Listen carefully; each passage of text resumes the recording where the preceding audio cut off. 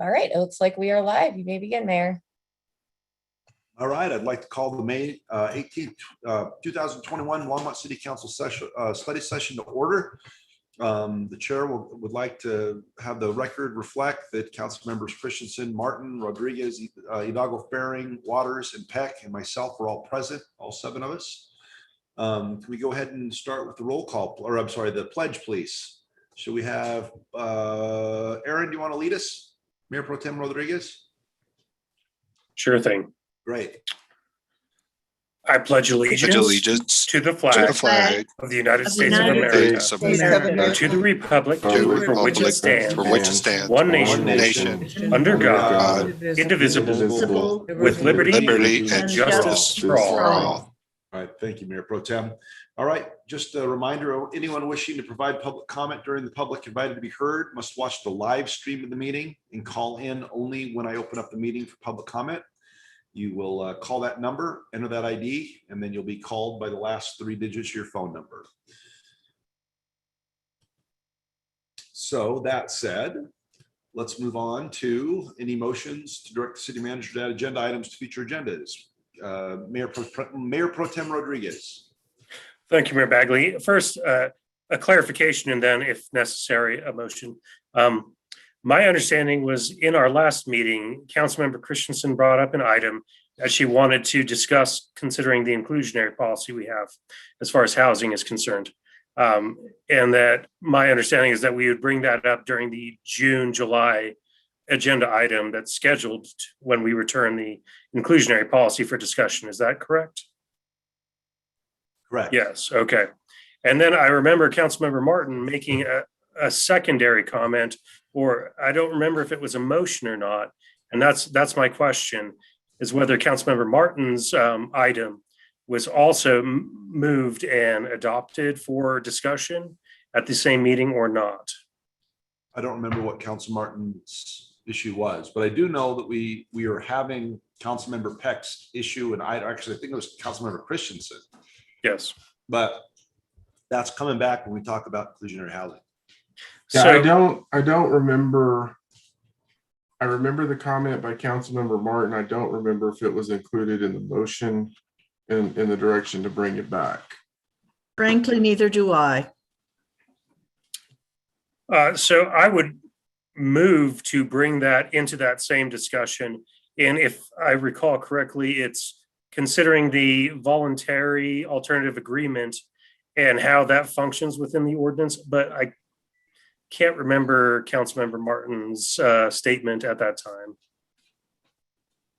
Councilmember That Martin? was pretty much it. You know, I wanted to look at providing more of an upside for offering additional units above the 12%.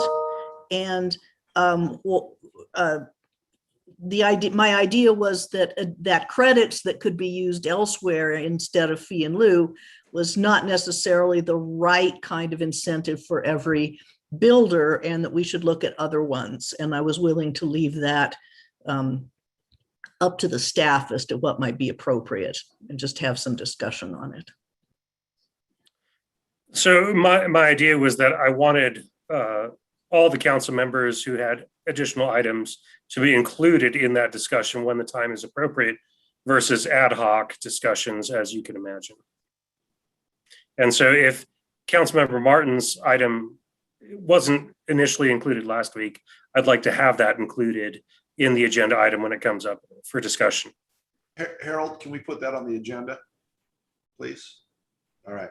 So I just need a direction. I mean, yeah, that's direction from council. Yep. Thank you, Mayor Pro Tem. Yeah, that's why I was asking for clarification first. Dr. Waters. So that was it. Thank you. So, Councilmember Christensen, your hand was up, and then we'll go with Dr. Waters. Do you have something to say, Polly?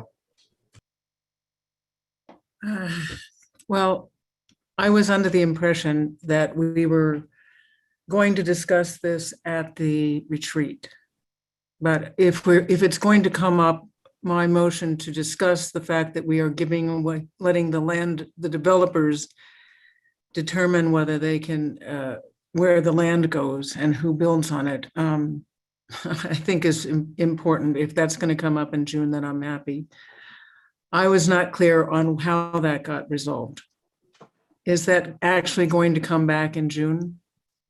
The motion by council is when we bring back the other items associated that we have to follow up on. I believe it was item 10 and 11 where we were going out for feedback.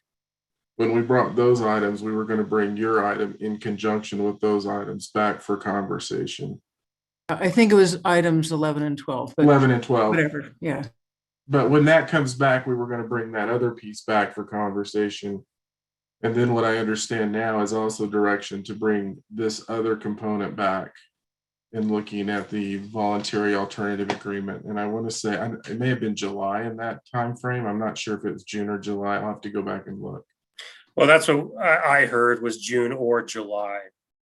So that was the specificity that I heard. Aren?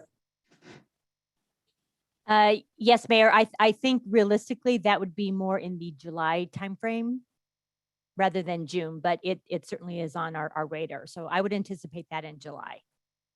All right, so it's coming back in July. We're going to address your issue, Mayor Pro Tem, Councilmember Martin's, and Councilmember Christensen's, and Dr. Waters. Do you have an issue as well? Well, if we're gonna address virtually everything that's in the ordinance, or much of what is in the ordinance, it's not so far afield from what Councilmember Martin was referring to, but not so much on the affordable as opposed to the attainable part of the continuum, the 80 to 120%. My recollection of the data we saw from Kathy a couple of weeks ago is that while we're making progress on affordable housing percentages, we haven't made much progress on the 12%. We've made some progress on numbers, kind of held steady around 6% because the total inventory has grown. That's not true when it comes to mid-tier housing. As I recall, there were 72 units that she identified that fell into that category.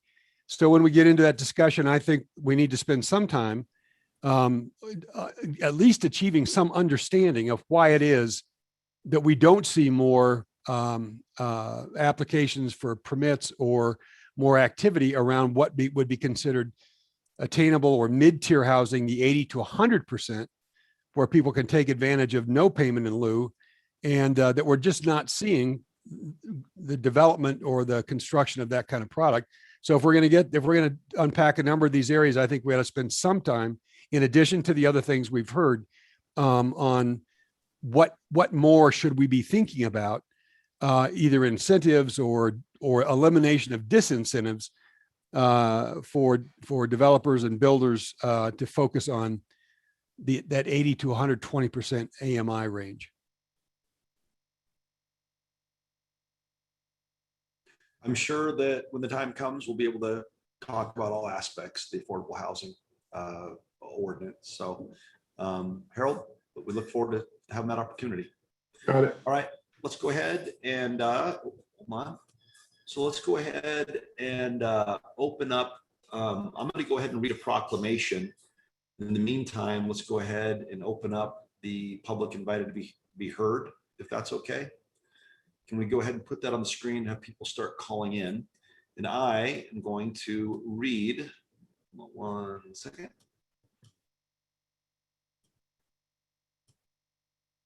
Oops. It is, come on, open up. All right, this is a proclamation designating May 2021 as Better Hearing and Speech Month in Longmont, Colorado. Whereas over 48 million Americans experience some form of communication disorder that compromises physical and emotional health and affects the social, financial, educational, and vocational and recreational aspects of life. And whereas hearing loss creates higher risk of developing health conditions, including social isolation, depression, anxiety, cognitive decline, and dementia. And whereas over 28 million Americans have hearing loss that can be treated, yet fewer than 7 million use a hearing aid, mainly due to cost and stigma. And whereas over 10% of children have moderate to severe communication impairments, including speech production, articulation, stuttering, and language learning difficulties, and are more likely than their peers to experience other language learning disabilities, including significant reading problems. And whereas early intervention and evaluation by a professional are instrumental for the future quality of life for any person experiencing speech or language delays or disorders. Now, therefore, I, Brian J. Bagley, Mayor, by virtue of the authority vested in me, the City Council of the City of Longmont, do hereby proclaim May 2021 as Better Hearing and Speech Month in support of the American Speech Language Hearing Association and the National Institute on Deafness and Other Communication Disorders. Signed, the mayor, and attested by the clerk. So I don't know if there's any, do we have anyone who's going to accept this, Harold? That would be Councilmember Christensen. Councilmember Christensen? We do have Um, somebody going as well. Yes, I would like to comment about Heather Kemper is going to accept this for the Center for People with Disabilities, but then I'd like to make a comment later. All right, I great. mean, afterward. Heather, would you like to say a few words?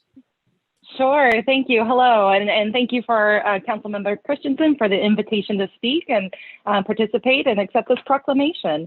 As you all heard, communication disorders impact millions of Americans. And we felt that so acutely during the pandemic with social isolation for so many of our consumers we work with. So we need to get the word out there that, support is out there for anyone who needs it. Our mission here at the Center for People with Disabilities is to provide resources, information, advocacy to individuals with disabilities. We host peer support groups, connect people with assistive technology, and so just want to invite you all to come check us out. You can find us at www.cpwd.org. And with that, again, just thank you. Thank you for proclaiming May as 2021 as the Better Hearing and Speech Month. It's so important, and we appreciate that recognition. So thank you. Thank you. Councilmember Christensen? Thank you, Mayor Bagley.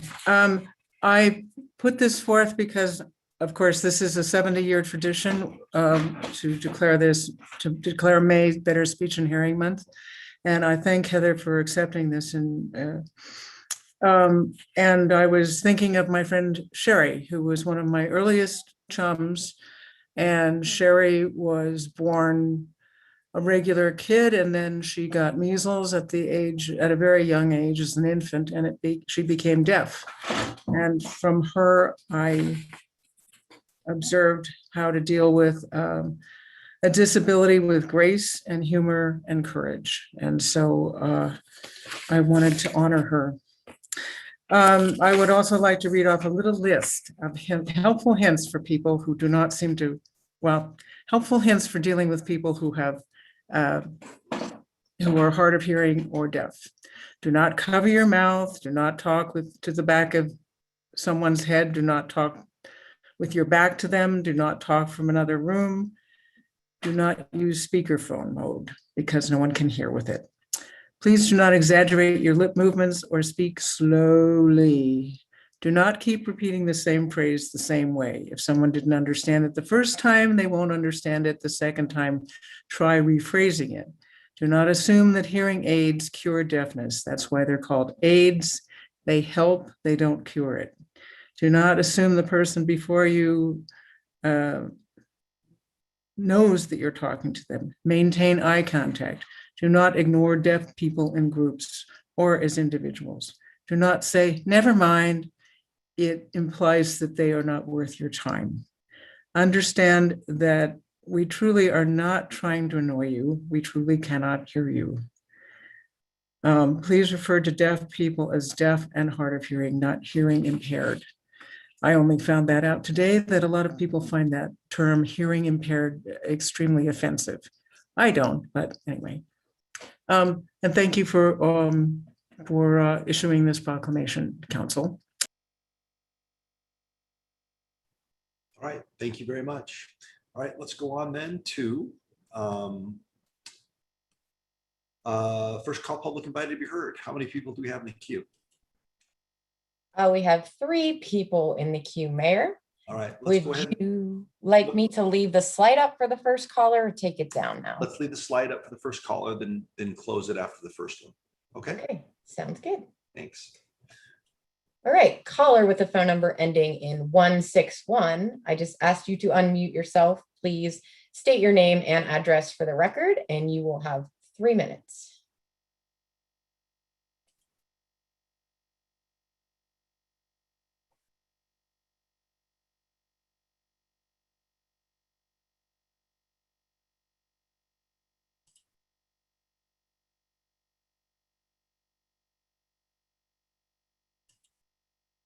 caller ending in 161, do you want to go ahead and try and unmute yourself?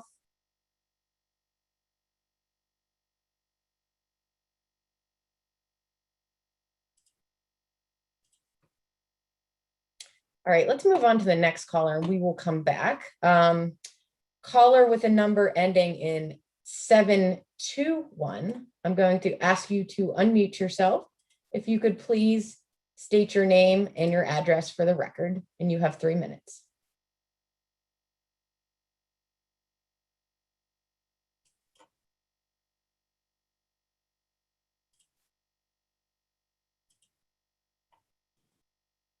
Hey, Steph, can you give him the instructions to unmute? Yes, and it looks like we may have dropped caller 721. So let me go back to caller 161. I'm going to ask you to unmute yourself. You're just going to need to, oh, it looks like.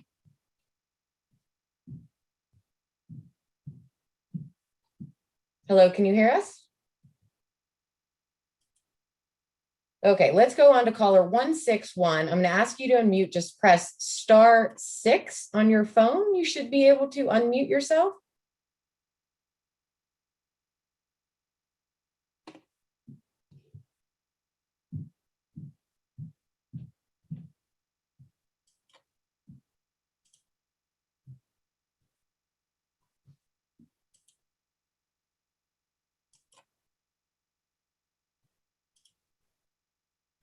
All right, let's try caller with the phone number ending in 722.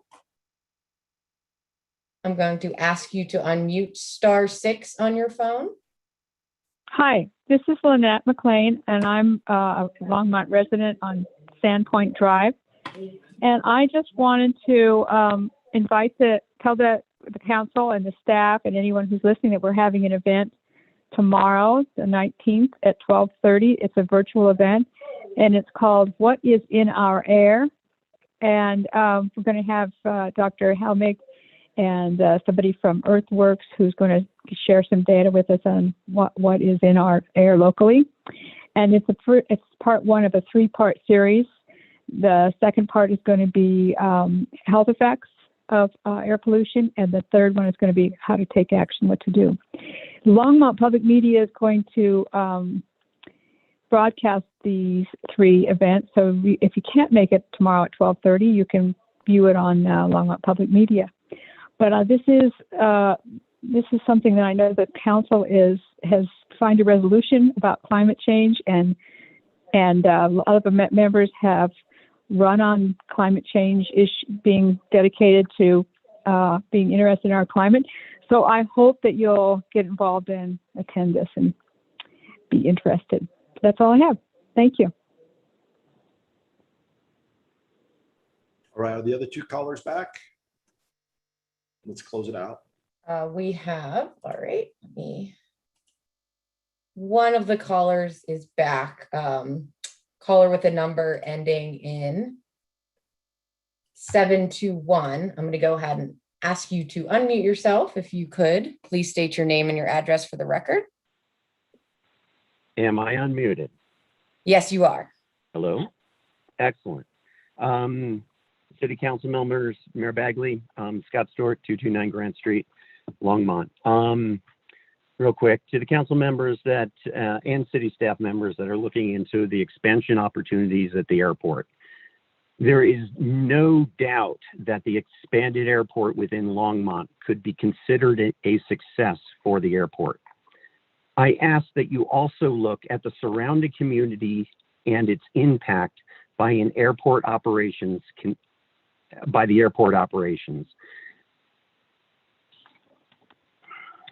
Consider the impact that this would have on those of us who have invested our lives and have chosen to live in Longmont, not because we believe in the idea that a hobby airport could become something else, but because we believe in the neighborhoods, the school systems, the people, the network of trail systems, the downtown. We should count for something. This airport was not always looked at as a business opportunity to be maximized. Expanding this airport will have an irreversible impact on the quality of life for so many of us who choose to live in Longmont for a reason other than the ability to fly a jet in and out of town. There are airports 30 miles to the north, 30 miles to the south that provide this business travel. They are already being utilized by Longmont businesses. Take the time to look at the Broomfield Airport and its impact on the surrounding community and the quality of life. Quality of life should mean more than convenience to a few. This should not trump our lives. Thank you for your time. If you expand this, we will not be able to unravel this. If we had an opportunity to address the train noise prior to it happening, we would have taken those steps. Please be wise in your decisions. Thank you very much for your time. All right, that will conclude first call or only call, public invited to be heard tonight. Let's go ahead and Harold, do you have an update on COVID-19 tonight? Yeah, real quick update. All the numbers are moving in the positive direction. Our hospitalization rate is 0.37, which remember reaching the level 2 is going to be whether or not we continued into the all clear phase. When we look at the numbers, our positivity rate is 1.5%. Now, the one thing that we're seeing while the case numbers are going down, the majority of or a significant number of the cases are in Longmont, but that's on a smaller number of cases. The vaccination process continues and we continue to get more and more people in, and we're definitely continuing to adapt the clinics. So we are having some that'll be evening and weekend clinics to get those individuals that may work multiple jobs and have a hard time getting in. The one thing I wanted to tell you is that obviously there's a lot of confusion right now with some of the changes in the masking orders at the state level. And so we have people doing different things. We are still under Boulder County's masking order. We were expecting something to come down today from Boulder County to bring some clarification to that. I haven't seen it in my email, but I'm sure I know that Liz and Eugene are watching for this. Once we get that information, we'll communicate with you all what the changes are. We think that it's going to be bringing it in alignment with the state so that we don't have the confusion right now in masking, because people don't know where to wear and where not to based on how this started rolling down from the CDC. But as soon as we hear something on that, we will let you all know. All right, great. Mayor Pro Tem? Thank you, Mayor Bagley. I thought Boulder County had issued a press release this weekend stating that they were going to align with the state masking. We haven't seen it. So it was just a press release, it was not an actual health order, is what you're saying. Correct. All right. We thought it was going to hit us this afternoon. It hasn't. I anticipate it probably tomorrow. But you're correct. It was a press release, but not an actual change in the order.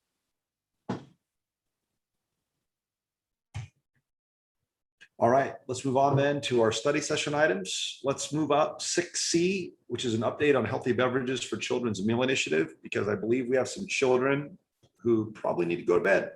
So let's get them out of the way so they can continue with their nights. Good evening, Mayor Bagley and members of Longmont City Council. I'm Christina Pacheco, Children, Youth, and Families Division Manager in the Community Services Department.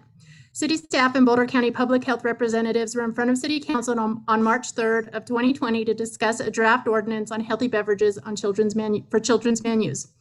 At that meeting, staff also asked Council for further direction on this issue. Shortly after that City Council meeting, we put a pause on this work due to the pandemic and subsequent shutdowns. During this time, City staff and public health representatives talked about how to move forward, as we were unclear of how long the pandemic effects would last. Identify what could be done. Public health staff moved forward with the Boulder County Sugar Drinks Youth Committee and continued outreach. Tonight, members of the committee who are working on the countywide Healthy Drink social media campaign will present what they've learned, talk about their education and social media campaign, and ask council to consider reintroducing the Healthy Kids Meal Ordinance. When their presentation has concluded, staff is seeking council direction.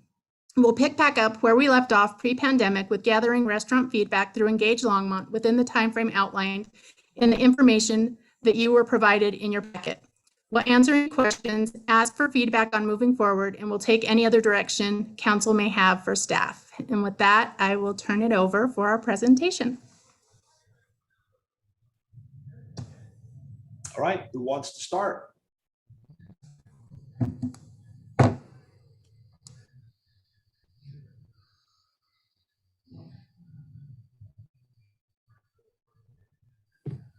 Hello, everyone. We are a part of the Healthy Drink social media campaign. Next slide, please. So first, a little bit about who we are. We are from Boulder County in high school, 7 from Longmont, and 12 Boulder County overall. So my name is Gracie Zhang. I am a junior this year at Silver Creek High School. I decided to join this healthy beverage campaign because I believe it's extremely important to spread awareness regarding the negative and harmful impacts of sugary drinks, especially towards audiences who are more unaware and vulnerable, such as immigrants, maybe due to the language barrier, low-income families, as well as the colored and Latinx communities. Hello, everyone. My name is Sid Naretti, and I am a 9th grader at Peck Charter School, and I joined this campaign because of my family's history with sugary beverages, and I wanted to spread this information to others. Hi, my name is JP Corain. I'm also a 9th grader at Peck Charter School, and I joined because this sounded like a really important issue to learn about, because before this, I hadn't really considered what the sugary beverage industry was, how it was impacting culture and how it was impacting nutrition for teens. So this is a really cool campaign to be a part of, to kind of learn about that and make an impact.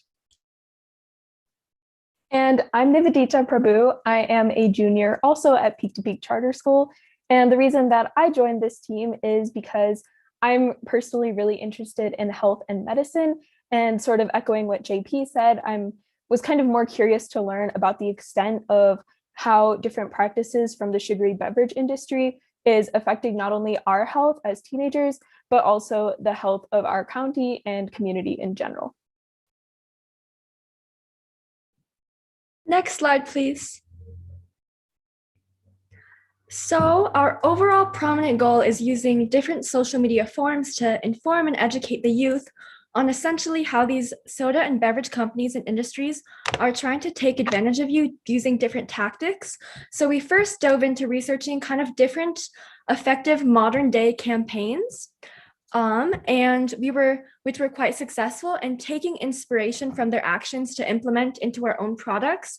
For instance, the Price on Our Lives protest regarding the Parkland community, the youth were involved in different innovative solutions, such as wearable wristbands to protest against interest groups and spread their message. And the students also effectively used media outlets such as MTV to help connect with the youth firsthand, and other different interactive media sources. So we kind of took inspiration by connecting with different outlets and seeing their media and trying to involve that into our own sugary beverage campaigns, just how they did for gun control. And we want more students to partake in engaging with sugar beverage law reforms and educate them on the different harmful impacts these drinks may have. Next slide, please. Yeah, so as Gracie touched on, we want to first do some research before launching our campaign and make sure we have all of our information down. And so from all of this research, we came up with 5 key points, which we will elaborate on the following slides. Next slide, please. So the first key point that we really wanted to focus on is how these sugary drink beverage companies specifically hone in on low-income families, and often these are the same people that then face the brunt of the negative impacts that come from sugary drinks. So oftentimes, sugary drinks such as sodas and juices are more cheap than water, and they're more easily accessible. After all, we've all gone into a convenience store to just look for a quick snack, and often sugary drinks are right in the forefront of what we see. Additionally, many families purchase these, especially those in lower socioeconomic statuses, because in a lot of different places, it's really hard to find clean water, or it's hard to access more healthy foods. For example, there are these things called food deserts in which there are just more prominent junk food companies and these sugary beverages. So what happens and what we've noticed over time is that many of these low-income families that end up purchasing most of these sugary beverages then develop some of the long-term implications that come from these, which I'm just going to touch on in the next few slides. And then oftentimes they can't actually afford what those impacts are. Next slide, please. So also another important thing that we really noticed from our research is that a lot of this consumption and a lot of the targeted marketing practices that we're seeing aren't equal across the board. So the Black and Latinx youth communities see significantly more sugary beverage ads than white children. And this is really important because we've seen that beverage companies spend large amounts of money on the teen and children demographic. They really notice that this is where they have been incredibly successful in garnering a lot of interest and gaining a lot of consumption. And they also notice that focusing on minorities did lead to more consumption. So as a result, we're seeing that Black teens see 2.3 times more advertisements for sugary beverages. And there's a lot of money that's been spent on Spanish language TV, which has been increasing over time. So overall, what we're seeing is that a lot of these sugary beverage companies that have large amounts of money that can go towards these campaigns are using this money to then target communities of color, which already face a lot of the impacts of socioeconomic racist structures in our community. So these are the same communities and groups that then face the added pressures and health impacts that come from sugary beverages. Next slide, please. So finally, to touch on some of the health impacts of sugary beverages themselves, we have noticed that sugary drinks lead to heart disease and diabetes, even if you aren't obese or at risk of becoming obese. So sugary drinks have large amounts of sugar, but unlike fruits and vegetables, this sugar is really easy to use by the body. So when we intake that much sugar at a time, the body doesn't really know what to do with it, and it stores a lot of that as triglycerides, which are a type of fat. So what this is leading to is that it's blocking arteries, which can cause heart disease and diabetes, in which the liver simply cannot process the amounts of sugars and produce the right amount of glucose. And again, these are not even the only chronic diseases that we're seeing. For example, a seemingly simple or not super sugary beverage like juice can cause rare forms of arthritis, cancer, and other forms of chronic diseases that we simply need to start taking an initiative on ending once and for all. Next slide, please. Yeah, so throughout all of our research on the health impacts of sugary drinks, we kind of found the bottom line that sugary drinks are dangerous. And one of the kind of shocking things that we actually found is that these drinks can have health effects similar to alcohol. So to kind of zoom in onto exactly how this happens, when sugar is eaten as fruit, like in its natural form, the fiber that's in these fruits slows down the digestion of the sugar and kind of like spreads out the impact on the liver. Now, what sugary drink manufacturers do is they extract this like fructose from these fruits and into like a raw form without the fiber, which leads to overload of the liver because without the fiber, your liver now has to process all that sugar at once. And then this overloading can cause effects similar to alcohol with diseases such as non-alcoholic fatty liver disease and non-alcoholic steatohepatitis. Next slide, please. So moving away from kind of the health side of sugary drinks, we moved more into the social side. So we found that children are basically emotionally manipulated by sugary beverage ads. So they're targeted through unique ways like influencers, ads, and actually a prime example of this is Charli D'Amelio, who is a star on TikTok, and she partnered with Dunkin' Donuts to bring a drink, which obviously her fan base would like to try because they look up to these people. but the thing is, these sugary drinks have, lots of sugars, which in turn come with a lot of health impacts. So if you go into a grocery store, sugary beverages are placed in areas that are attractive to kids. So in the lower rows, where they are like eye contact to kids, and then so obviously when kids see this more, it becomes 10 times more attractive, and then it leads to them bugging their parents, hey, can you buy me some sugar, or can you buy this drink for me? And over time, this leads to like a sort of addiction in loose terms to sugar. And big beverage companies don't really care about the well-being of kids with all their marketing and product placements. Next slide, please. Right now, scientists clearly recommend that young children should not be given any soda, chocolate milk, or other drinks with added sugars. And this recommendation is supported by many reputable organizations like the American Academy of Pediatrics, America's Pediatric Dentists, the Academy of Nutrition and Dietetics, the American Heart Association, and a bunch of others. Next slide, please. And Colorado has the lowest prevalence of obesity among adults, but ranks terribly when considering children 10 to 17 years old. Next slide, please. There are 12 states with a lower prevalence of childhood obesity, and Colorado has almost double the prevalence of higher ranking states. Next slide, please. And talking about health impacts in Boulder County, we usually consider Boulder County to be a relatively healthy place, but we actually rank one of the worst in the percentage of ages 2 to 4 experiencing obesity or children who are overweight. Next slide, please. Now, regarding some of the ways you guys can help, next slide, please. So we are urging all of you in this meeting to try and support our social media campaign. Some prominent hashtags you will see our posts under includes the hashtag hidden sugar, hashtag say no to sugary drinks, hashtag say no to energy drinks. So you can follow at Hidden Sugar on TikTok or at Hidden Sugar 2021 on Instagram to see our work. I think we may be able to put that into the chat.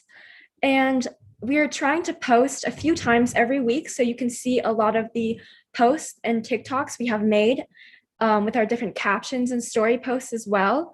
We have worked really hard these past weeks on trying to create different content and making it very engaging and eye-catching with visuals. And instead of just trying to state the negatives, we're also providing different like healthy alternatives to promote healthier options such as water or adding fruits and vegetables for more natural flavors, and also describing things such as product placement of sugary drinks in stores and the health risks of sugary drinks and TikToks. So we're trying to get the maximum outreach we can. Additionally, we are trying to have the City Council increase access to healthy drinks in schools and recreation centers. And also we ask for a support a healthy drinks in children's meals ordinance. Next slide, please. All right, thank you everyone so much for your time. And does anyone have any questions? Yeah, thank you so much. All right. No, I just want to say thanks, guys. We'll have questions, I'm sure, but we appreciate your presentation, and we'll have a discussion now as council. So thank you very much for that info.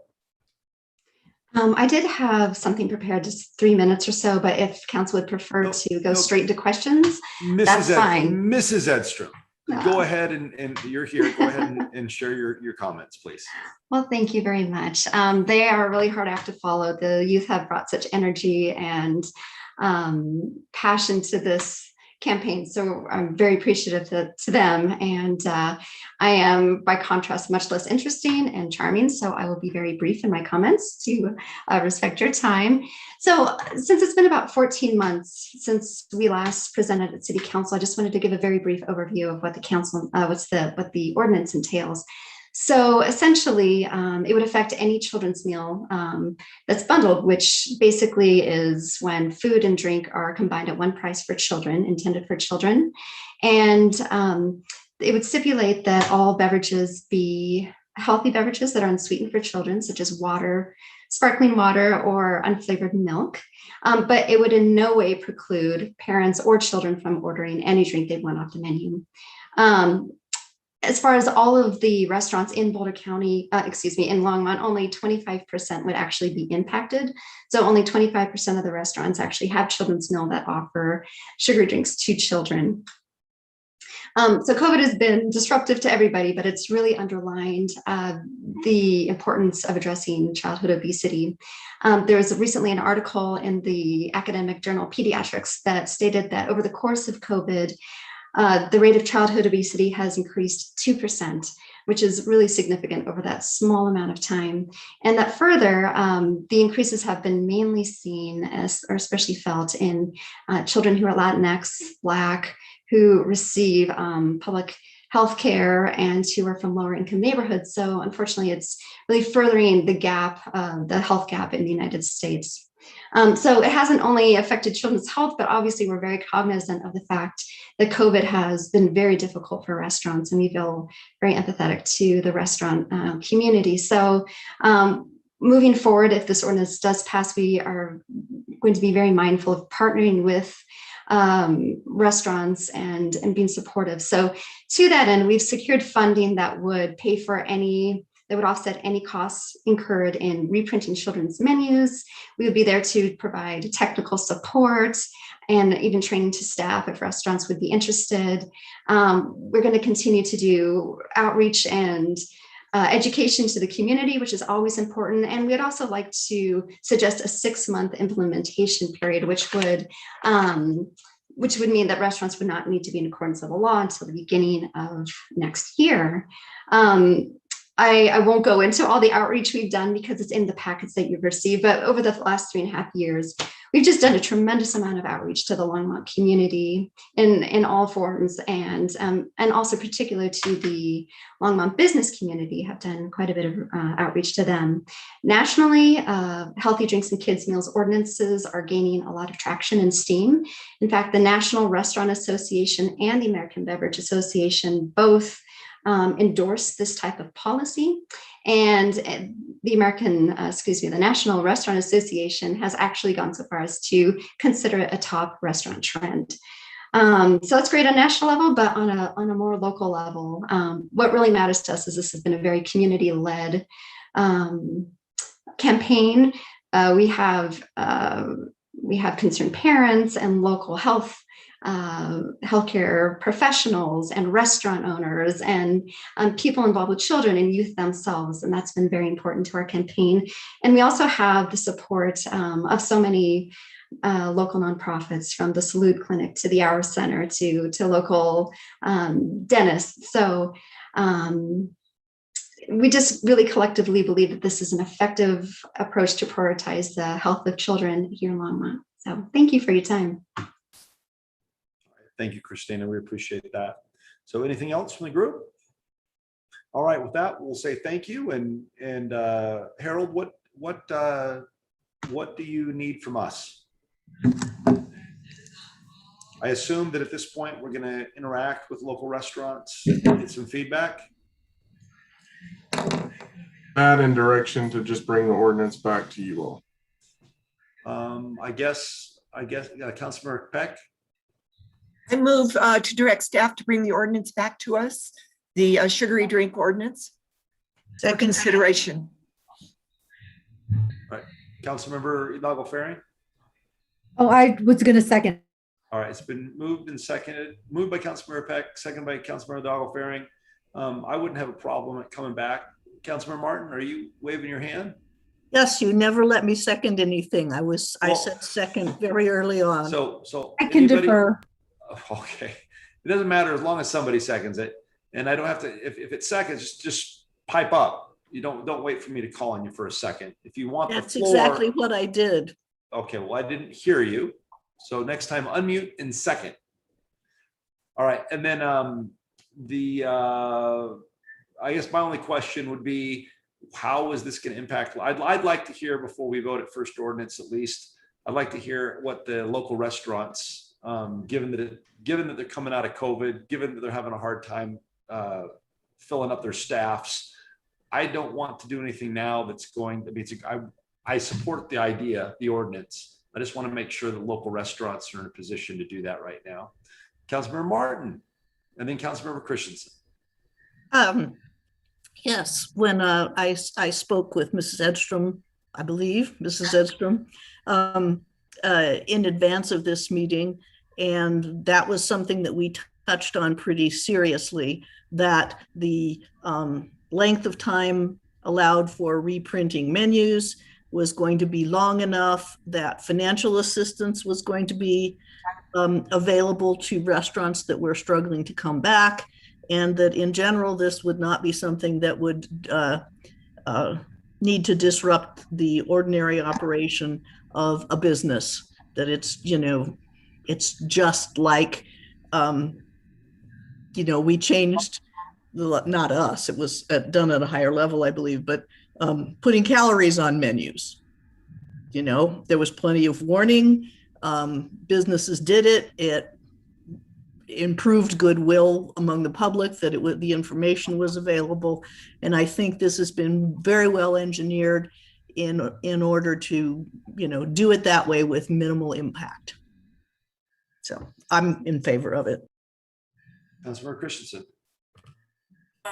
I appreciate your concerns, Mayor Bagley. I think those are the concerns of all of us because we know how hard the restaurant industry has been hit by this. And but as the packet points out, we are going to reach out to the Engage Longmont site and do interviews with businesses and get their impact before this comes back to us. So, and I also wanted to thank the Youth Council for this. This is just incredible work, and I learned stuff too. And we're so proud of you. Thank you. All right. So I guess so there's a motion on the table to bring it back for first ordinance, and I just want to make sure that I can see you, Dr. Waters. You're next. I just Harold, what do you need a motion in order to after this motion? You need another motion directing staff to go out and talk to? No, we have that actually in the council comment. That's what I wanted to talk about, right. Is utilizing Engage Longmont to not only allow restaurant owners to lend their voices, community at large, and then we're going to activate the community forum and stories as well as the question answer feature to get at the points that you were talking about.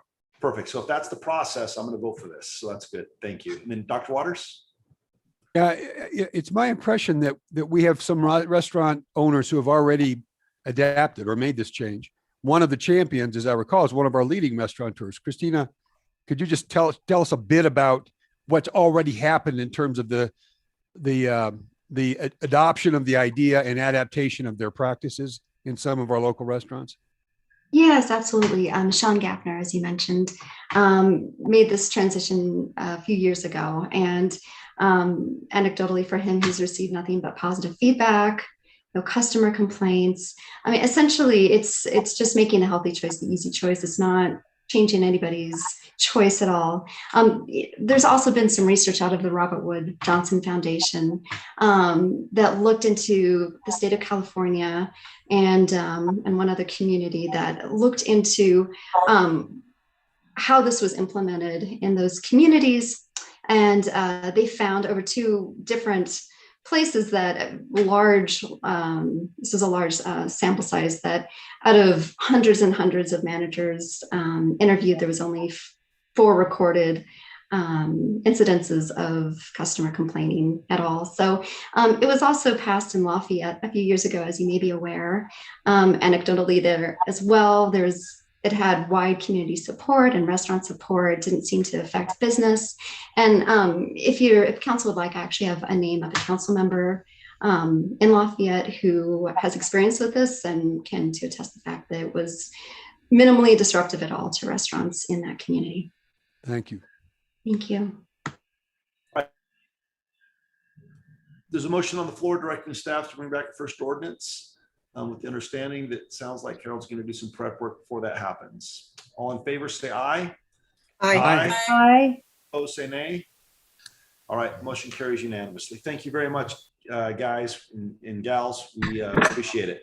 Thank you. Thank you for your time. All right, let's move on to Jim Golden, the 2022 budget discussion.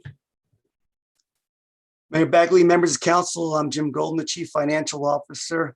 And with me tonight is Teresa Malloy, the Budget Manager, and Melody Polero, who's the Senior Budget Analyst. And we're going to combine to make a brief presentation to you about our upcoming budget process. Actually, we've begun it, but wanted to let you know a little bit about that. And then when we're finished, we'd like to get any direction you might have regarding the 2022 budget process and what you'd like to see potentially within that budget process. So Steph, could you pull up the PowerPoint, please? Next slide, please.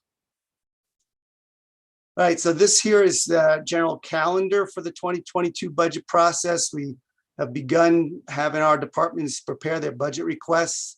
In June and July, we'll work with the city manager. We'll review the budget requests with budget staff. We'll do that. And then we'll meet with departments. The city manager will review their budget requests at that point. And then in July as well, we finance staff will finalize revenue projections for 2022. And then we pretty much make our final decisions towards the end of July, beginning of August to put together a proposed budget as well as a CIP. And then we'll be presenting that to you on the night of August 31st this year. And then during September, we will make staff presentations. There'll be public hearings, opportunity for public comment. We'll ask council for direction in early October and likely follow that with ordinances as well in October. Next slide, please. So a little bit about how we ended 2020. Our financial audit is close to complete. The numbers are pretty much final. We're finishing up the financial report and you'll be receiving that next month. So most of these, I'm sure these numbers are pretty much accurate at this point in time. This is the general funds fund balance for the end of 2020. It's 31.4 million, which is $4 million greater than it ended in 2019. So most of that $4 million difference is from amounts that are designated. So for specific purposes, a very big amount of that, over $2.2 million, is from oil and gas revenues. So there's all specific type of uses that are set aside that are not part of the more or less the general fund balance. So what I refer to it here as the general fund specific fund balance, and that is $24.8 million. That is made up of a table reserve of 4.9 million, emergency reserve of $10 million. We have $5.4 million of encumbrances or carryovers from the 2020 budget. So those are dollars that still need to be expended from 2020's budget, which will be returning to you with a carryover ordinance in late June, early July. A little over $1 million was budgeted during the 2021 budget process for one-time expenses. And then there's $900,000 of amounts that are non-spendable set aside for contracts and prepaid expenses. So that's leaving us with $2.5 million of basically what's unassigned or available for one-time expenses in 2022. And that's a very common amount, not out of the ordinary for what we've had in recent budget processes. And then that is based at the end of 2022 and at the end of 2020. And the activity from 2021 will make projections on that and what might get added to this 2.5 million for one-time expense potential. Next slide, please. So in addition to that, we are anticipating that we will receive and actually have received some CVRF reimbursements during 2021, and that will provide us some more unassigned fund balance, and most of that will be in the general fund. In fact, I did just check today, and we've already received over $1.6 million in the last couple of months of those type of reimbursements, which would really increase that amount of fund balance in the general fund that's unassigned. So it would go from 2.5 to at least 4.1.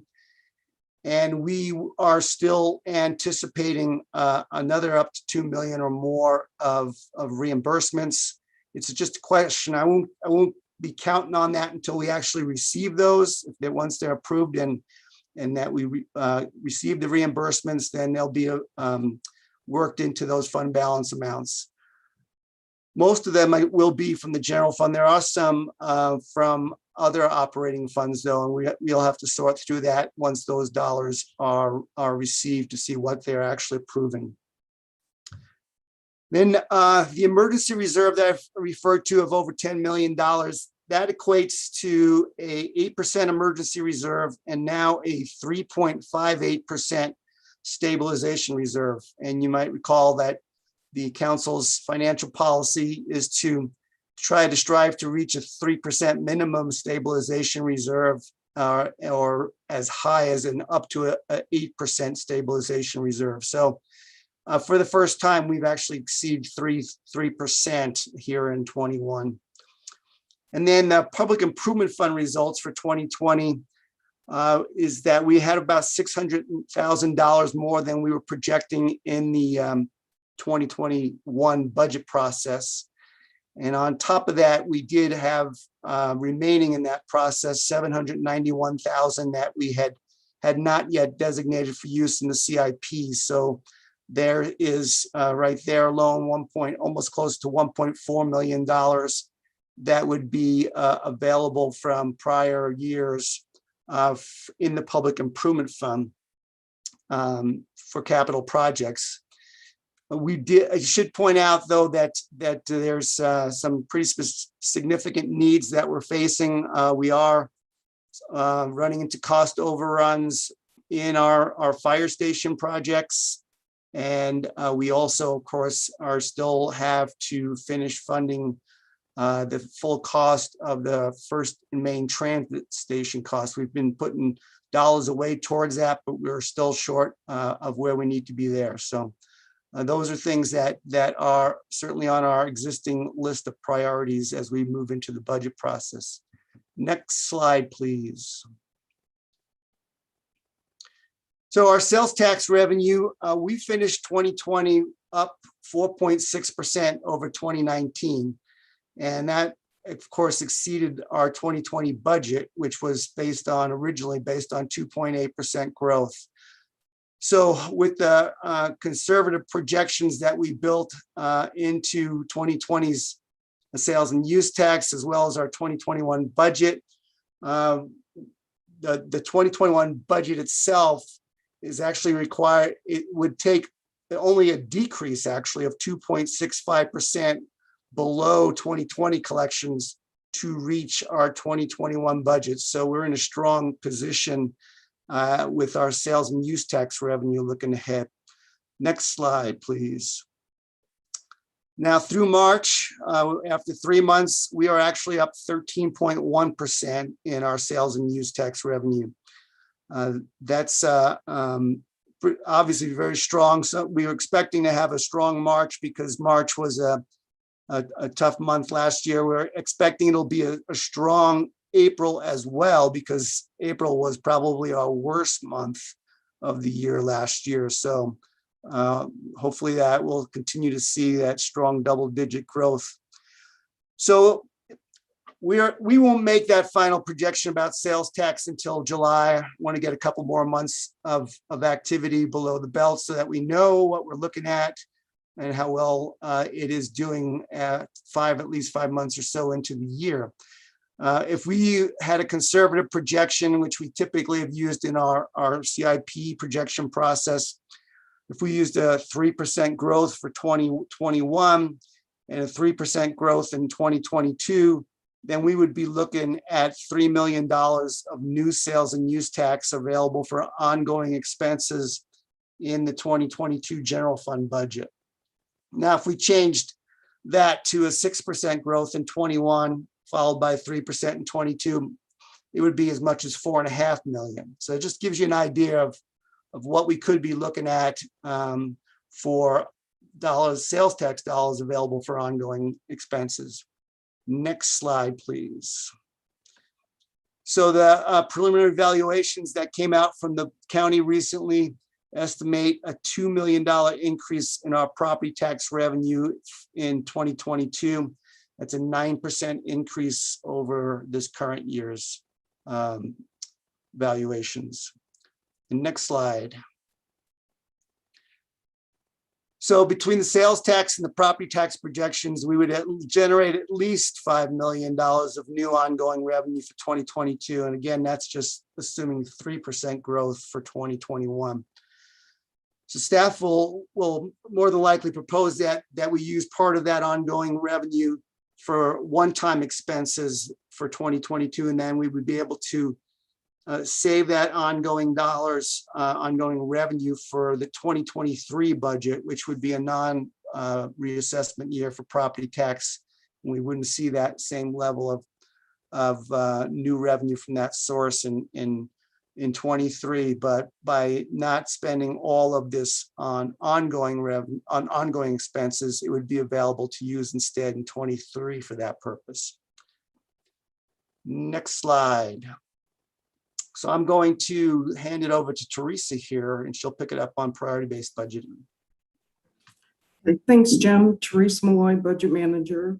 So we have just a few slides to update you on our priority-based budgeting process, and I'm going to start out with a very high-level overview of just our PBB process in general. So it is a multi-step process. The first step in the process is to identify the desired results of government.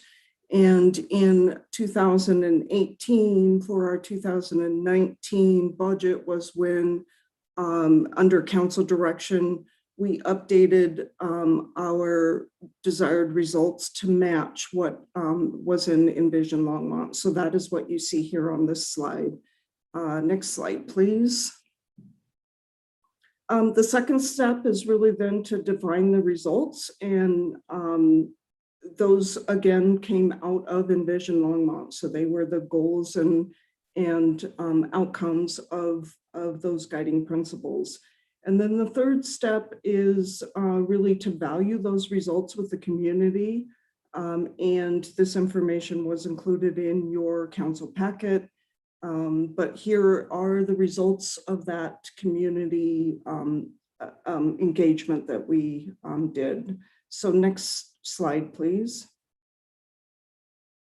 And then the fourth step is to score the city programs. And this is kind of a two-part scoring process, with the first part really scoring all programs based on how that program, that individual program, influences each of the results that we had on the previous slide.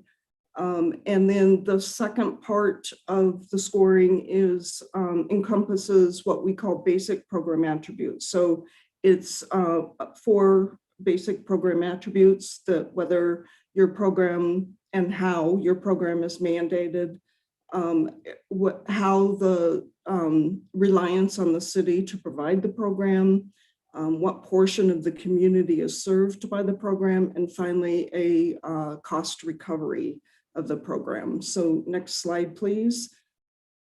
That scoring essentially leads to the outcome of our PBB, which is step 5, our prioritized list of city services, and the quartile ranking that we have shown you in the past.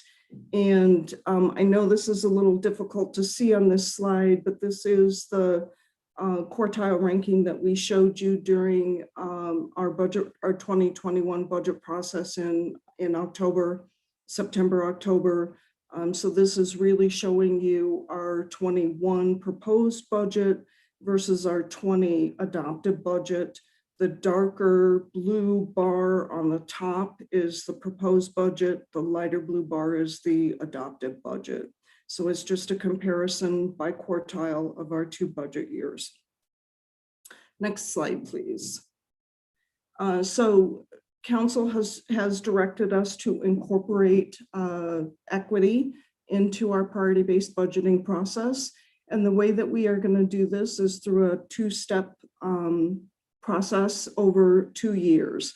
So the first year, we're going to use what, and Melody will give you some more information on this. We're going to use the tool to just capture some equity insights. So staff is currently underway updating the tool to capture this information. Next year, working over the 2-step process. So next year, what we're going to be doing is building equity then into our scoring process. So it will be another basic program attribute that all programs will be scored against. It's been, it will be by that point 4 years since we've completed or done a complete update. And so we would need to do a complete update to really build it into the scoring. So that's what we're proposing we do in 2022 for our 23 budget. So I'm going to turn it over to Melody now, who's going to take you through how we're going to incorporate equity this year. Thank you, Teresa. Good evening. I'm Melody Fleur. So to start thinking about how to incorporate an equity lens into our priority-based budgeting process, I repurposed our program insight portion of the PDD tool to a selection of equity insights. And with the support and direction of the equity team, I created this list of insights which are based on how our equity team defines equity. Next slide, please. So this is a sample, and I'm sorry, it's a little hard to read, but of what the equity insights look like within our tool. So we are asking our departments to take our list of PDD programs, which are their budgeted programs, and consider how they impact equity utilizing the selections identified, and then we're asking them to explain that selection. And our equity team has offered their support and expertise to help assist our departments with any questions they might have. And then our plan, once they've completed this, is to have the departments share this information and any budget impacts that it may have during our budget meetings at the end of June. Thank you.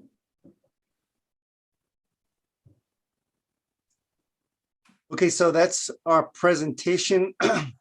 And you can remove the slides. Thank you very much.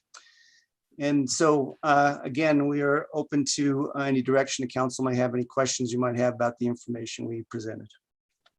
Councilmember Hidalgo-Fahring. Thank you. So, I have a question on the, and, thank you for doing this, by the way. I know we had a conversation, was it last summer? I remember it was on Zoom where we had the training, we were looking at how the priority-based budgeting works. And something that really caught my eye was, I think about, if we have a population of, 1% Black population, and they benefit, maybe 90% of those folks benefit from a particular program.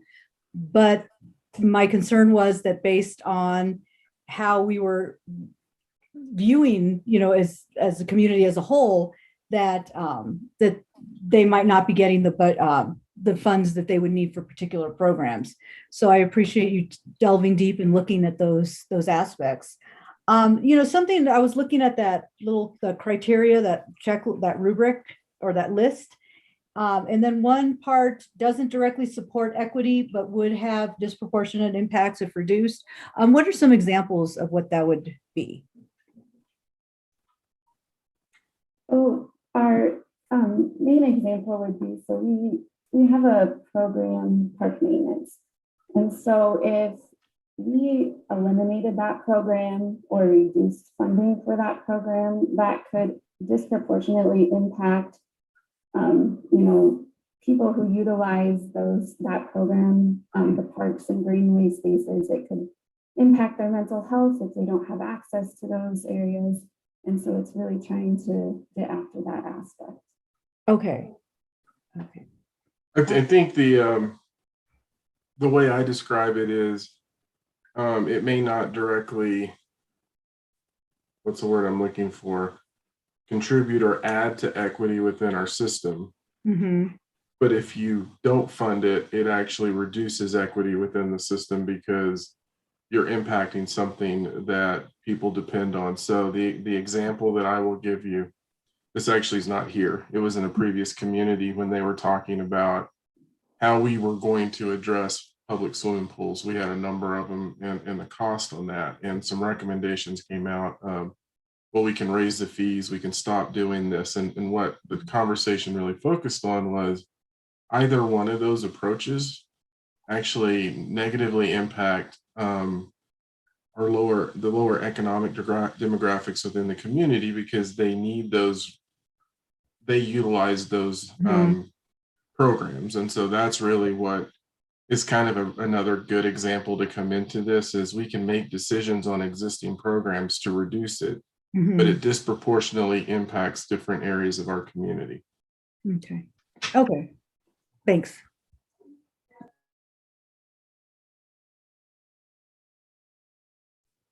All right, I don't see any other questions. Jim, we look forward to this topic from here until November. So Harold? I do have a question. So part of this time, what we also use this time for is to go to council to say, are there any items that you want us to consider in the budget as we begin preparing the budget for 2022? So if there's anything generally, and some of you all send me things as what you're looking at, but if there's anything that you all are interested in us paying particular attention to in the budget preparation process, tell us today if you can, and if you can't, we would appreciate getting that information as we move through the process. Mayor Pro Tem? Thank you, Mayor Bagley. I think folks are on council are fairly well informed about kind of my priorities in general. And anybody that remembered the campaign from 2017 would be familiar in the sense that I'm really interested in seeing that if we did make cuts last year based on, or any kind of considerations based on the concept that we would be short of funding and we maybe scaled back some capital improvement projects. I'd like to see capital improvement projects funded definitely at least at what would be normal level to be general, because I feel those are the best expression of infrastructure projects that we generally have. But infrastructure could be interpreted in many ways, as we've seen from the federal level. And so those kind of very simple things as far as capital improvement projects, street funding, things like that, I would like, if we did make cuts, to try to get back to pre-pandemic levels, if we do have the funding available, which I certainly got from the Public Improvement Fund. There could be some possibilities there to get back to pre-pandemic levels. That's where I would like to see return to normalcy in the budget concerned. Mayor Bagley, Councilmember Rodriguez. So in fact, from a capital CIP project perspective, and Teresa can correct me if I'm wrong, we actually, any of the projects that we deferred in 2020, we rebudgeted already in 2021. So I believe we've already got that taken care of. The level of funding is as much, if not more, for 21 and then into 22. And then regarding programs, and so we did not cut the program levels in the street fund. We reduced them during the year, but they're restored from a budgeting level in 21's budget as well. And the only thing that we did is we reduced recreation programs in the 21 budget. And we are already planning to bring that back up to the prior level at least. as part of this 22 budget, and in looking as well as to what we can do this year, if necessary, to adjust this year's budget. So. Well, thank you, because in essence, that sounds like exactly what I was talking about. And so I'm looking forward to looking at this a little bit more in specificity. Thank you. We'll go with Councilmember Peck, and Councilmember Christensen, and Councilmember Martin. Thank you, Mayor Bagley. And I left you a voice message about this, Jim, and I just want to put it out there that on the Airport Advisory Board, we discussed the prospect of hiring somebody else to help out with David Slater at the airport. I understand that it is a self-funding enterprise, but if there is any other way we can backfill that and look at possibility of hiring another person for management of that airport. If you could bring that back to us at some point on how that could be accomplished or not. So thank you. All right, Councilmember Christensen. Thank you. I'm very supportive of what Mayor Pro Tem Rodriguez said, and I'm really happy, Jim, to hear you say that you have already taken care of that. That's good. Because I think that's what the citizens of this town really want, is to see that we are gradually getting, moving back into where we were and moving forward. And I also hardly agree with what Councilwoman Peck said about meeting another person out of the airport. It's really a job that is a lot, an awful lot for just one person. I also think that I'm in favor of what you guys suggested, which is putting, not taking all the money that we are getting finally and going, yay, but and spending it all, but also using it to restore some reserves, because our reserves it's really important that we have reserves. They helped us out this time. They'll always help us out. And everybody, whether it's your private life or a business or a municipality, you have to have reserves. So take a modest amount and put it into our reserves, our various reserves. Thank you. Councilmember Martin, then Dr. Waters, you're next. Yes, thank you, Mayor Bagley. I would like to suggest, and I think this fits in with the idea that we want to take some potentially ongoing revenues and treat them as if they were one-time revenues. That last year, our public amenities, our outdoor public amenities took a real beating in terms of vandalism, in terms of wear and tear that from extreme use, much more than planned. And all of that stuff is going to have to be repaired, put back together, and restored this year and next year. And I think what we need to do is spend that money in such a way that we front load the restoration so that the things that we rebuild are more rugged, more year round. I'm talking about public restrooms in parks, for example, maybe on the Greenway, and make sure that that those things are not quite as vulnerable as they were this last time around. That has a number of benefits. One is, I think it reduces the friction between neighborhoods and transients and homeless people using the park, because they have bathrooms all year around. I have discussed with various people in the public works planning how that goes, and they're have done some research and I think are behind the idea of spending money up front so that you don't have to spend as much maintenance money in subsequent years. And I would really like to see that addressed in putting our parks and outdoor amenities back together. Dr. Waters? Thanks, Mayor Bagley. Howard or Harold, you already have my list of thoughts about next year.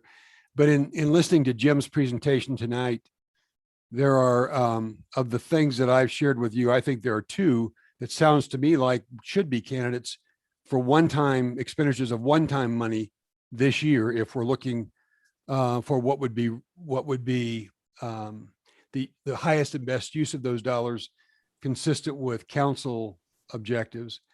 And one would be specifically one-time funding to actually get to collect the data that we need if we're serious about our early childhood objective on unmet needs and what the task is ahead to build the capacity we need to ensure that every one of our kids are ages 0 to 5, and actually school age kids in the out of school times are in the kind of settings that we would hope that they're in. And my guess is we have the talent in town on a contracted basis to lay that out. It's not going to get done if we don't do it ourselves. We're not going to get it from the county. We're not going to get it from the state. And we're pretty clear on the data gap we need to fill. So you don't have to start from scratch, and it's not a mystery of what we need to learn. So no, that would be maybe the top priority. Secondly, a meeting or two ago, when we were talking about when the evening we got the feasibility study, and we quickly got into a discussion about parking and how we're going to handle parking, which is all important questions. Later that evening, we got from Phil the roadmap, which is the cobbling together of, I think, 7 reports over the last, or 12 years or so, that takes us into the future to 2050.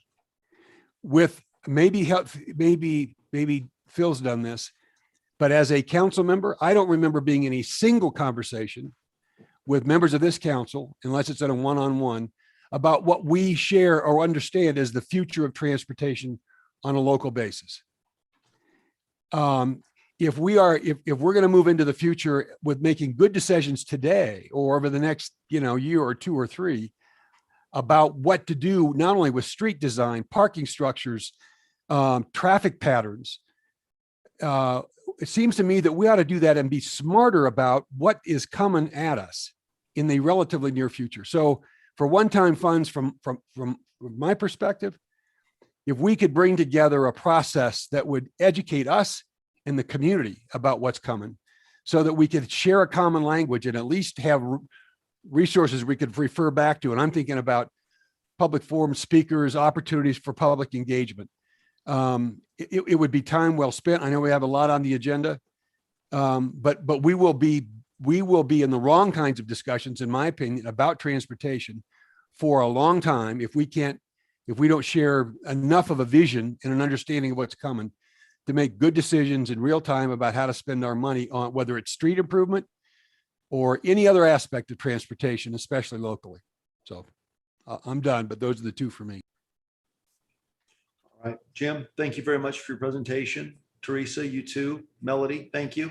And we look forward to future interactions on the budget over the next couple months. Thank you. All right, let's go on to the short-term rental regulations discussion. Joni, welcome. Thanks, Mayor Bagley. Members of council, Joni Marsh with the City Manager's Office. And tonight I would like to talk to you a little bit about wrapping up a few items that were left over after our last discussion on short-term rentals. And specifically this evening, I wanted to talk a little bit about limited liability corporations. I know we've had several conversations and discussions, and the City Attorney's Office has been looking into options for us to both revise the ordinance, to include ways to verify ownership, even for those limited liabilities and trusts. And we have also been looking at some best practices that other organizations are using. We're not the only ones who are really looking at updating our short-term rental policies and licensing process. This has been new to lots of communities in Colorado and around the country. We have found that several communities are using an annual ownership affidavit that we think, in conjunction with some ordinance changes, would help us shore up ownership and the knowledge of who actually owns the homes, which I believe was one of the areas of concern for City Council. We did go back and look through all of our short-term rental licenses and found that we had one that was in a LLC and we had 3 that were held in a trust. We were able on the Secretary of State site to verify the LLC ownership did match our records. So we felt that we have multiple ways to check, but also feel that we can shore that process up. Currently, Eugene is assisting me in writing some language that we'll bring forward in a first reading to address the motion that was made at our January 26th meeting. And the other item that came up for council was the direction to discontinue allowing licensing of accessory dwelling units as short-term rentals. When we went back and took a look at the numbers, we have approximately 19 short-term rentals currently licensed that are within an accessory dwelling unit. 15 of those, excuse me, actually are in Prospect, where ADUs are allowed by right as part of their planned unit development, which was adopted in, I think, 1998 with their preliminary development plan.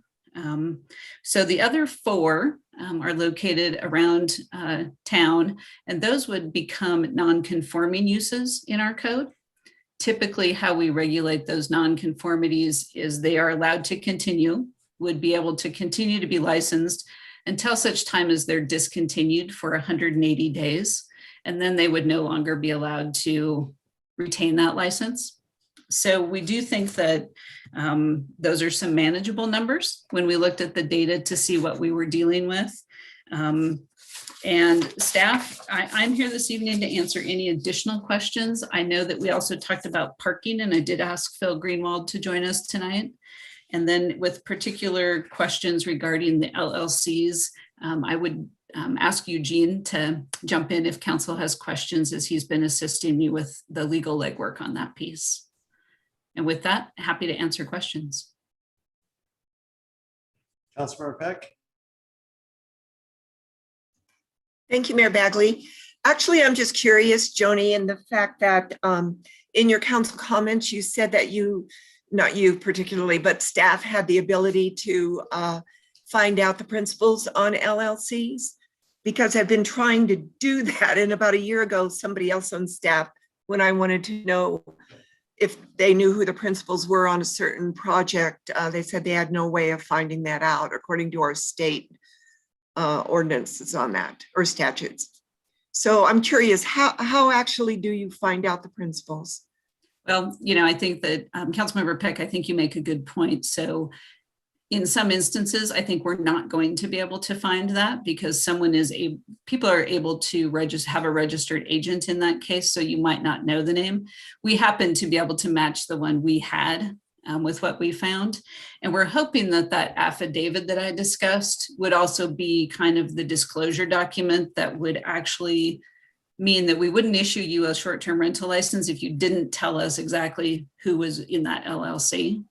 Okay. Makes sense? It does, and I like that. And the whole reason of having a real person behind the rental of an STR, I mean the ownership of an STR, it conflicts if you can't find out who owns it. If you only have the agent, it totally conflicts with the fact that you must be a resident in our city to own an STR. So I really just want to push that we need to know who owns the house or the residence. Thank you for clarifying that. Councilmember Christensen. Yeah, I would like to bring up the same point, because I tried today to find the owner of a certain company, and the only thing that is listed is the agent, and it's not possible to find out anything. And the agent's address may have nothing to do with it. For instance, and the reason this is important is, for instance, last week, we approved annexing land for an LLC out of New York City, down on 150 Francis. And I don't know why we're doing that. You know, this is not something that the rest of the neighborhood wants. This is something that only benefits an LLC registered in New York, where the people live in New York. They don't live at that building. They, you know, we need to provide housing for people who live in Longmont. And so that's why I really am opposed to us allowing people with trusts and LLCs to do that. I realize it is a common form of legal stuff, but it means limited liability corporation. We want people to actually be responsible for their property. And so anyway, I thank you for what you're doing. And I do think it makes sense to have the 4 people who are non-compliant just grandfathered in, as you mentioned, until such time as they stop using it or they sell the house. Mayor Pro Tem. Thank you, Mayor Bagley. I would just like to say that while I agree that the amount of information available to somebody looking up LLCs is limited to registered agents, at least from the public forum, in any member of council, which I believe is only one, as well as our staff that has legal educations, could correct me if I'm wrong, but I believe an affidavit is a fairly strong legal mechanism if somebody were to sign one, stating, regardless of LLC or trust, that if they were to sign one saying that they are the legal occupant of the home, that's a pretty strong mechanism. And so I think that really helps as far as what staff is suggesting, in the sense that it kind of, we don't really have to worry too much about policing LLCs and trusts if we have signed affidavits. And that's my understanding. And so I don't really see a further need, if that's what staff's recommendation is, to go beyond that. Thank you. I guess Councilmember Christensen. I would like to just say to anybody watching that this is, we're not particularly opposed to short-term rentals. It's just that they do take up our housing stock, and they also affect the neighborhood because you're commercializing a neighborhood. And so we want to limit them so that it's, you know, it's something that is absorbable. And in many places, it takes up a minimum of 2% of the housing stock. We're trying to get 12% of the housing stock to be affordable. Now we're back down to 10%. And of the 112 that are registered, I think, there's still 400 listed on Verbo and Airbnb. So, you know, it takes a while to get everybody registered, and it's costing us money to register them. So we just don't want the commercialization of the neighborhoods to take over our housing stock. It's not a punitive thing against people. All right, thank you. Harold, do you have any, Joni, do you guys have any questions specific from council? Before council? I do not. Mayor, I plan to work with Eugene, and we will revise the ordinance, bring it back for first reading, hopefully shortly, to include some of these changes and get those on the books. And I guess I mean, I just thrown in my 2 cents. I appreciate what Mayor Pro Tem Rodriguez had to say, because with my background, I mean, it's a limited liability company, not limited liability corporation. You get corporations, C corps, S corps, limited liability companies, general partnerships, sole proprietors. It doesn't matter. It's all potato. And as long as we get affidavits and we can say that, you know, those who own these entities or residents, I think we're accomplishing everybody's what we're setting out to accomplish. So, all right, we look forward to hearing the first ordinance or receiving it back, and we'll further the discussion. Thank you. Councilmember Peck. I just wanted to thank staff, Joni, Eugene, and whoever has been working on this. I know it's a lot of work and we put a lot of discussion on you. So I just want to thank you for sticking with us. Yeah, thanks. All right, let's go on to 2021 legislative bills recommended for city council position.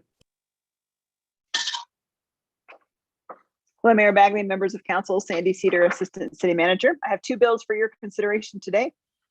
The first one is House Bill 21-1290, which is concerning funds to provide for the just transition for coal transition workers and a coal transition communities.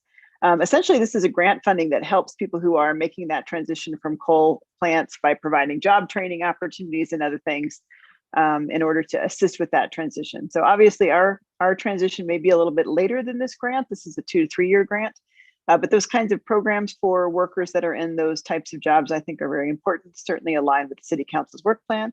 And the staff recommends that City Council supports 21-1290. So moved. Second. Councilmember Christensen. Sandy, a lot of the people who will be put out of work are by the transition to coal will be in Wyoming. We won't be giving any money to Wyoming, will we? I don't believe so. I believe that these Yeah. are programs for folks that are in Colorado. I can double check that, Yeah.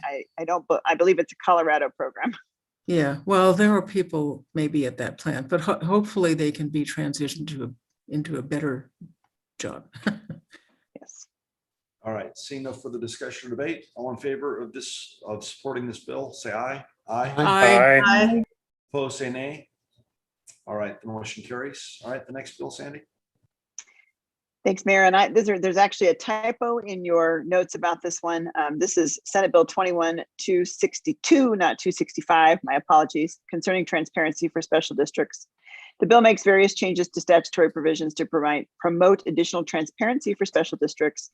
The requirements that are opposed are in alignment with what the city is currently doing with our own special districts at this time. And so because it really provides additional transparency and city oversight, staff recommends the City Council support Senate Bill 21-262. Councilmember Christensen.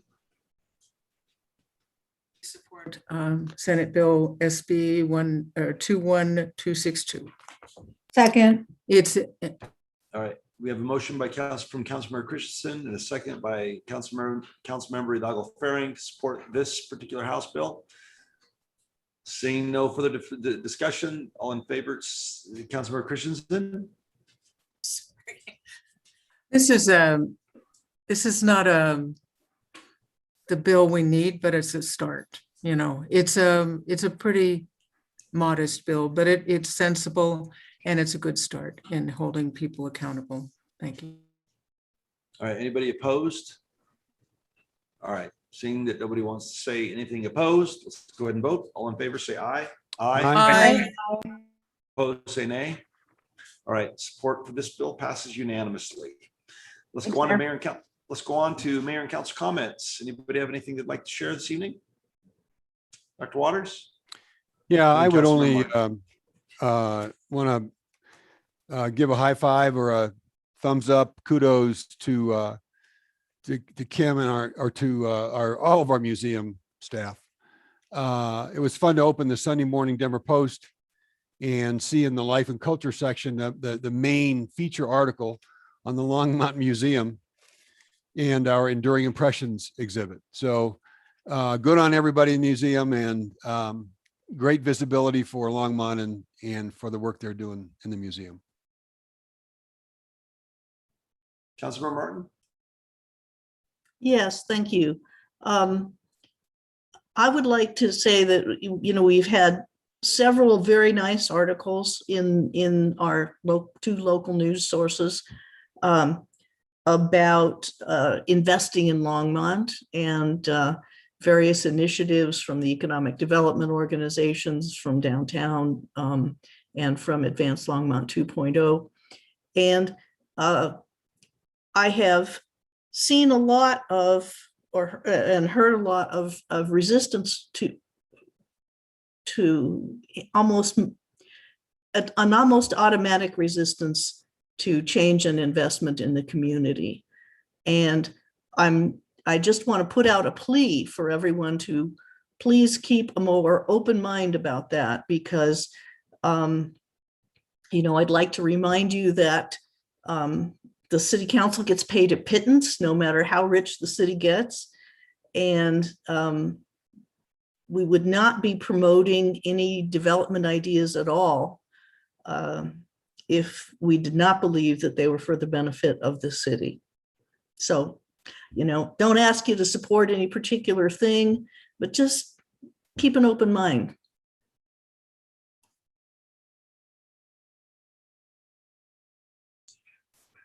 Councilmember Peck.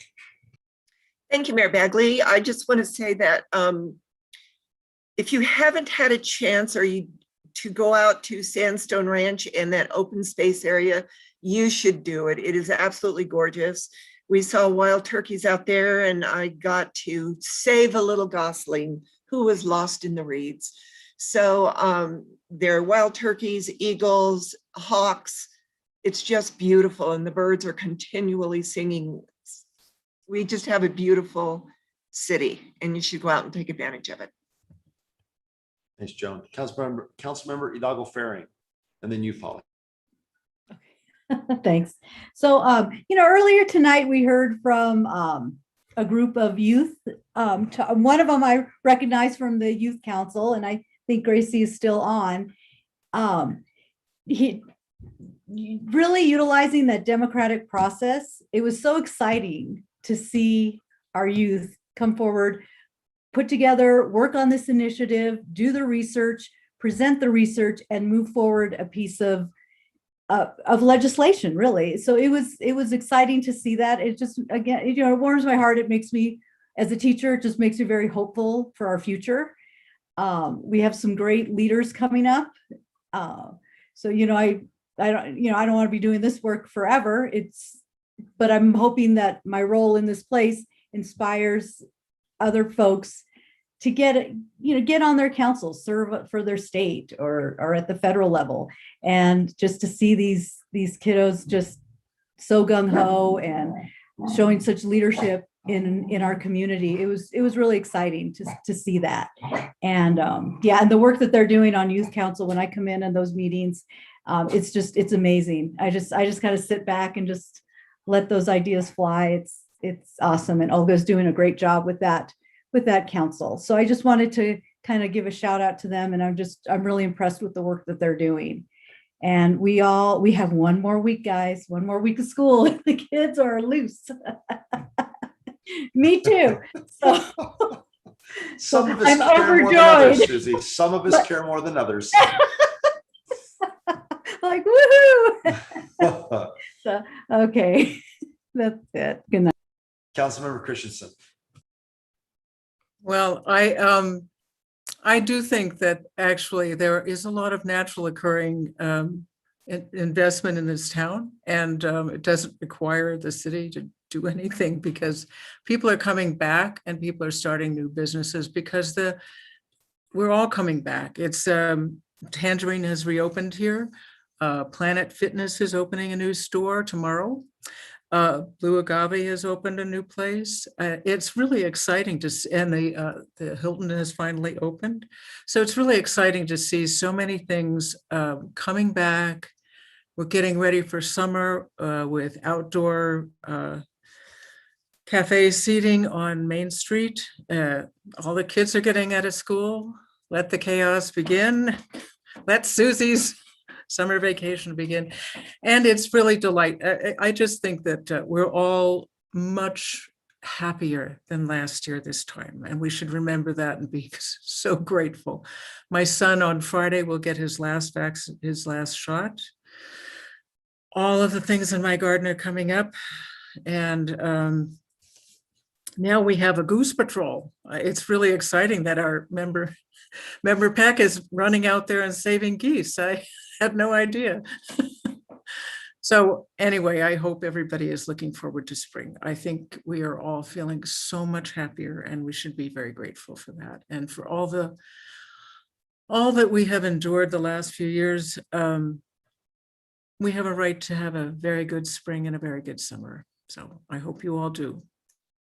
I have never agreed more strongly with words, Polly. Thank you.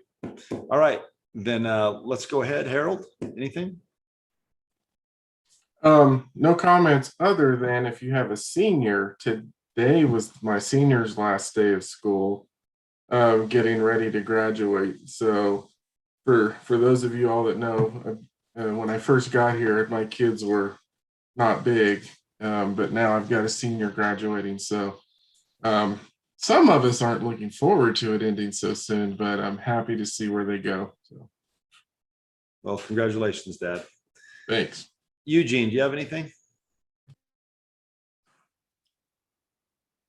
Mayor and council, I too have a senior graduating from high school. Tomorrow is his last day. He has AP exams next week, but graduation this weekend. Very proud. Well, congratulations to you too, Dad. All right, then do we have a motion to adjourn?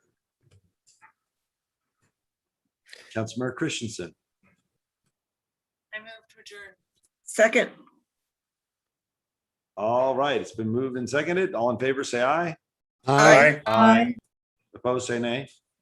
All right, the motion carries. Wow, 8:45. Enjoy your Tuesday evening, guys, and we'll see you next